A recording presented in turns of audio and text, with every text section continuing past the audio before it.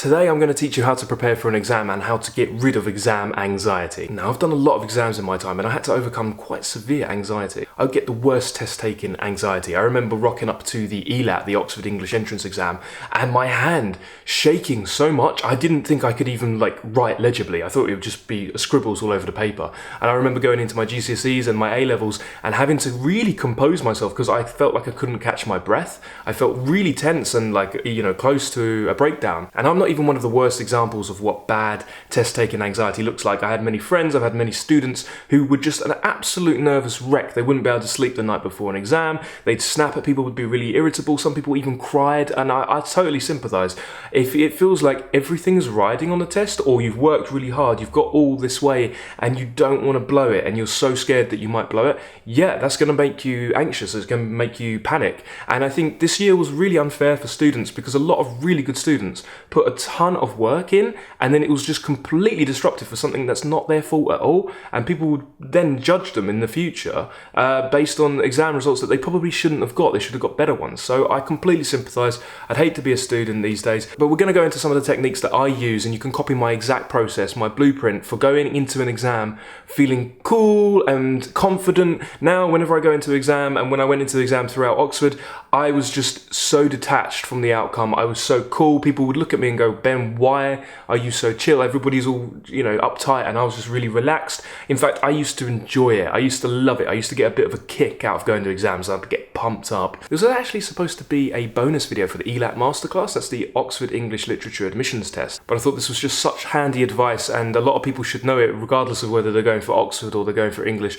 I think a lot of people should know this because a lot of people suffer from test-taking anxiety, and I would like to help you if you do. Right, the first thing I want to cover is some anxiety control drills. There are some specific exercise and mindset tips that you can apply in order to get control of your anxiety. Now, the first one is I want you to go onto a piece of cardio equipment. This could be a treadmill, it could be a bike, it could be an elliptical, anything that has a heart rate monitor. Usually there's these little metal strips, you put your hand there and it takes your pulse and you can figure out your heart rate. Now, what I want you to do is to get you into the sort of fat burn zone. That's 80 to 90% around there of your heart rate max. If you're young, your heart rate max is going to be anywhere from 120 to 140. So get your heart rate elevated. What that might mean is you have a jog for 5 minutes, or you have a run, whatever. I don't think you should be completely out of breath. You shouldn't be struggling and you shouldn't be sweating, but get your heart rate up. Jog for 5 minutes. Track your heart rate. And then put the machine down so that you're walking very, very slowly.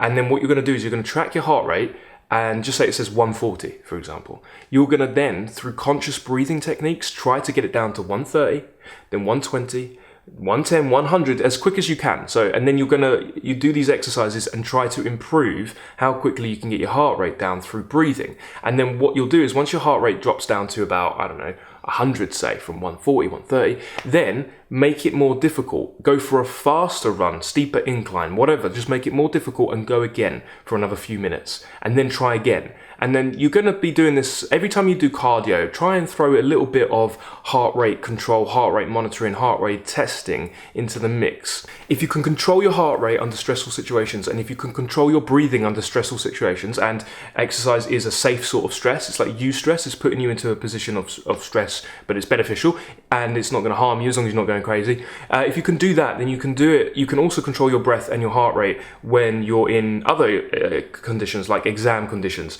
The thing is, anxiety is really just your mind making your heart speed up and making your breath go a bit more shallow and uncontrollable, and your mind kind of spirals out of control. And you can get your mind calm, and you can get into a calm flow and state of mind by claiming or reclaiming control of your breathing and your heart rate. So what does this breathing look like? This breathing, and I learned about this from something called the Wim Hof method.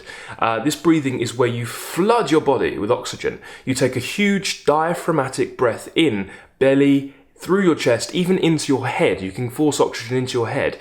And then you let go, but you don't breathe fully out. It's fully in, but not fully out. You'll do that 20, 30, 40 times in a row. People say this is hyperventilation. It's not. It's a bit different from hyperventilation. What it does is it alkalinizes the blood. It brings your heart rate down. It reduces cortisol. It releases all these happy hormones. It's really good for you.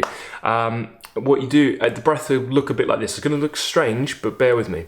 This is the breath in. And then the breath out.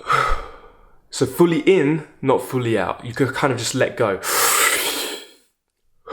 So you're forcing all this blood flow, all this oxygen through your body, really good. You could even do a breath hold after you've done a certain amount. You go, and then you kind of squeeze your head, not your breath, you squeeze your head, squeeze all your muscles, and that forces blood, and then let go. You'll feel relaxed. This brings the heart rate down. So when you're walking, do this kind of breathing and monitor your heart rate. Okay? And this breathing will also be really beneficial with this next exercise. You're going to be doing deadlifts. So what are deadlifts? Deadlifts are basically where you pull some weight off the ground. Dead weight, you lift it. It's the most basic human movement. It's one of the most dangerous human movements, so make sure you read up on form so you don't hurt yourself. You've got to have a perfect posture. You can't throw your back into it. You want to use your legs and drive up through your hips and all that. Make sure you're using perfect form. Don't use too much weight. But while it is one of the more dangerous exercises, it's also one of the most beneficial exercises. Number one is deadlifts. Number two is squats. It is a full body compound movement. It releases a systemic hormone response. And to be honest, you could get into fantastic shape simply deadlifting regularly and running, as long as you have good form. But the thing about the deadlift is it's really taxing on your breath. So usually, if you do a set of, let's say, 5 to 8 reps and you're pulling weight off the ground, in between when you go and have a rest, you're going to be like, what you're going to do is when you go to rest in between sets, do that breathing again. Maybe you sit down, maybe you don't, it's up to you, but you try to reclaim control of your breath again. So you do the deadlifts, you get out of breath, and you try to get your breath under control. And then you go back into it. So what you're doing is you're training in a safe manner, in a controlled manner, in a predictable manner. You're getting your heart rate elevated and you're getting your breath almost chaotic and frenzied, but then you're trying to reclaim control. So when you come to the test and you feel out of breath, you feel your heart rate rise, you feel your palms get sweaty, do the breathing quietly though, because if you're in an exam hall, before an exam hall, you're going to look a bit silly, but you can get away with it. Maybe you go to the toilet and do it. Maybe you go when no one's seeing you. If you're in front of people, you can do it like this.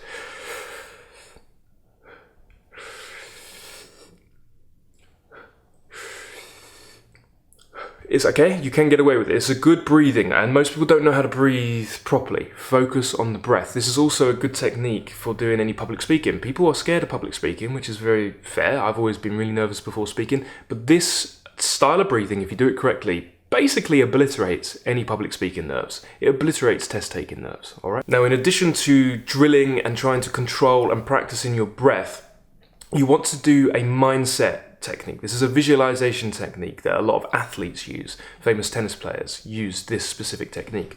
What you're going to do, when you feel your mind spiraling out of control, I want you to physically just loosen your shoulders, or try to go all slack in your body. Find and eliminate all areas of tension. Maybe you're holding the tension in the jaw, release the jaw. Maybe you're frowning, release it. Maybe your shoulders are hunched, that's where I get it. Release, consciously release it.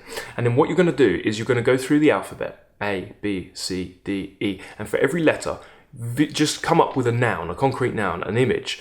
Like, for example, A, axe. And then you're going to visualize everything about this axe.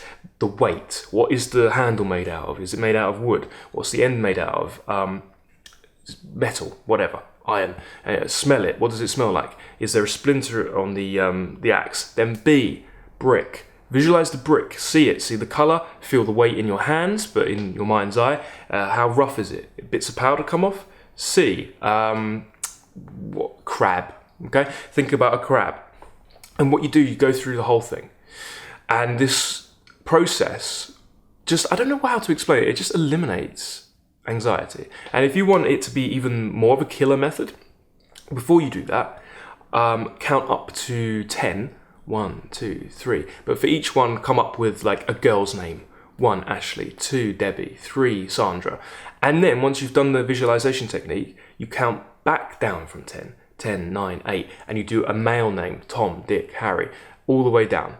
All right, now if it sounds crazy, it will eliminate your anxiety, I promise. It's actually a killer technique for getting panic attacks under control. If you ever find yourself having a panic attack, focus on your breath and do this visualization technique, and you will avert a scary panic attack, or you should do. It's not medical advice, I'm not a doctor, just a dilettante's opinion. Now, another thing you want to do for preparing for a test and to eliminate test-taking anxiety is to set and prepare and prime your state with music and movement. What does that mean? That means pick a song that you like, that gets you pumped up, gets you focused. Could be a gym song, could be just something that instantly puts a smile on your face, connected with the happy memories. For me, I chose Ain't No Stopping Us Now. That one. I saw David Haye use that when he was boxing. He came into the ring with that, and what I did was every day at the beginning of the day I would listen to that and I'd go over my notes, what I was studying, and I'd stand up, I'd have flashcards, and I'd move. Okay, now when it came to the test day, this was part of my routine. iPod in, music on, big smile on my face, moving, flashcards. Each flashcard, I would just very, very briefly skim the information. I don't actually even want it to go in. I'm just looking, throw a flashcard. Look, throw the flashcard. Dancing, okay? Got a cup of coffee, and then, boom, big breath, walk to the exam hall. And I was just on. This is how athletes prepare. This is how Olympic athletes prepare. This is how you warm up for a big event. If you're serious about life, you need to have a big old warm up that gets you in a good mood. And I would highly recommend that. That's a tip from NLP, Neuro-Linguistic Programming. Now, movement. Okay, you're moving, okay? But what I want you to do is choose a very specific movement that you can't really do accidentally and associate that with the music and associate that with you in a good mood. Whenever you're in a good mood as well, do this. If you go for a run and you get all the endorphins, or you go weightlifting, or you have a good time with friends, or you're just having a laugh and you're feeling in a good mood, pick one sort of subtle movement and do it. And what you'll be doing is you'll be anchoring those feel-good feelings to the specific movement. You could do this, or this, 2 fingers, thumb. That's I don't know. It doesn't have to mean anything. It's just when you feel good, you're like, oh, I've just had a good exercise session, and then I went out with my family and we had a really nice dinner and everyone laughed. When you're feeling good, do it. Keep doing it, keep doing it, keep doing it. And then when you get to pre-exam, do that along with the other stuff, and you'll get all these good associations. You get in a good mood. It could be anything. It could be like shifting your arms. It could be like wiggling your hands a little bit. It could be flexing your toes. It doesn't have to be perceptible to other people. Oh, in fact, it's better if it's not. There's something you can do easily. Make sure you anchor good feelings to it and then use it, okay? Make sure you don't do it with bad feelings though, because that defeats the point. You want to anchor good positive feelings. If you're in a good mood and you're positive, stress will come down, all right? Now, another tip is to simply do the maths. If you're aware of how your approach to the exam breaks down and you're committed to it, then you'll be less stressed. This is all about preparing. So basically, figure out exactly how long the time is for the exam. For example, the ELAT, 90 minutes. So you're going to break down each part of your approach to the paper. Lots of people go, all right, I'm just going to dive right in and write as quick as I can and hope the timer doesn't go off. No, in fact, it's actually good to take some prep time. 15 minutes. If you've got a 90-minute exam, 15 minutes at least, where you just digest, breathe calmly, reread the question 3-4 times, and then start sketching out notes. And you have to give yourself, if you've got 90 minutes, 15, 20, 25 minutes where you go, I'm going to luxuriously, calmly plan. Don't just dive in. And then you'll know from there on how much time allotted to each paragraph, for example. Break it down to paragraphs. For me, if you're writing an English paper, I would say you're going to break it down into 3 points. 3 points, that's 3 paragraphs. And then each paragraph gets broken down further into an example and an explanation. And for example, if you're doing the ELAT, this is just the example that's ready to mind because of the masterclass, you need to compare and contrast. So you need to block off time in your mind and go, right, well, for the first one, I'm going to do, let's say, 20 minutes. And then the next one has to be 20 minutes. And work to a timer and be regimented and strict. Now, you have to get used to this. So my next tip is to do plenty of practice papers. You really should. There are plenty of practice papers free and available to download online. You can download the PDFs. I recommend you print them off, get yourself a nice drink, and sit down in a calm area with no outside distractions and focus and literally just practice adhering to a time slot that you're comfortable with. You'll find if you do a bunch of practice papers and you're like, right, this X amount of time for prep, X amount of time for outlining, X amount of time for reading, and you follow it through, if you do that enough times, you'll go, hey, I didn't run out of time. This is one of the biggest anxiety producers is, will I have enough time to say everything? Well, if you practice enough times, you set up a feedback loop where you go, oh, actually, I do have enough time. If anything, I have too much time. Then you'll go into that test going, well, at least I don't have to worry about time, because if I follow my plan, I can make it in time. And if you don't want to or don't have the time to do full papers under many timed conditions, I think you should do at least one if you're practicing, but preferably more, then I would practice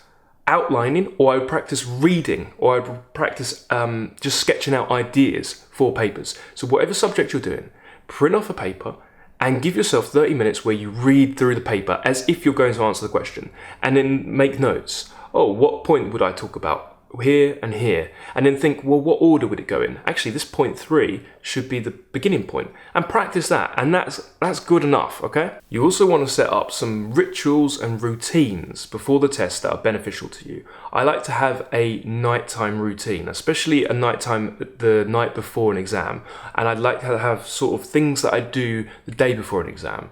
Me personally, I don't study at all the day before an exam. It's more beneficial for me to forget. So this advice is dependent on you giving yourself enough time to study and prepare a few weeks at least, if not longer, ahead of time. And then the day before, you don't do anything to do with the exam. You switch off your brain, you try to quiet the noise, and you do things that relax you. Go to the cinema.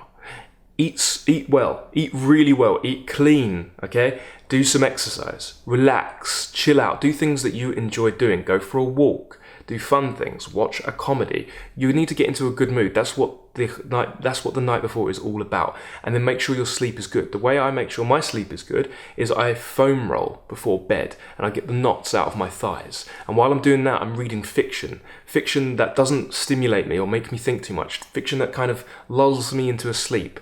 Then I'll take some magnesium in supplement form, and I'll start to relax. Maybe you could even take an Epsom salt bath. Lots of people like baths before bed because it relaxes you. But if you're one of those people who get a bit too hot from a bath before bed, a cold shower works really well. If I have a cold shower before bed, I'm out like a light. And of course, if you want dietary advice, I recommend, obviously this won't be good for everyone. Some people are vegetarians, some people are vegans. I was vegan for many years. And I do still do some of that every now and then. But a good quality steak with vegetables and rice is very good. For me, I'm just talking me personally, it produces really good feel-good hormones. Couple that with a cold shower, some foam rolling, magnesium, and some reading fiction before bed, and you'll be out like a light. And then make sure you're up and fresh and bright, and get yourself in a good mood on the day, and give yourself a routine that you can look forward to.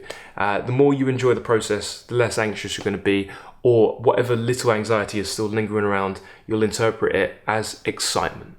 Now, I wish you all the very best in the world for your exams. I know we're living in a crazy new world. Everything's a bit different now. A lot of things are against you, but work hard, do your best, don't stress too much, and let me know if you apply some of these anxiety drills, and let me know if they work. Thank you very much for watching. If you found this video useful, please give it a like and subscribe, and I'll keep making more.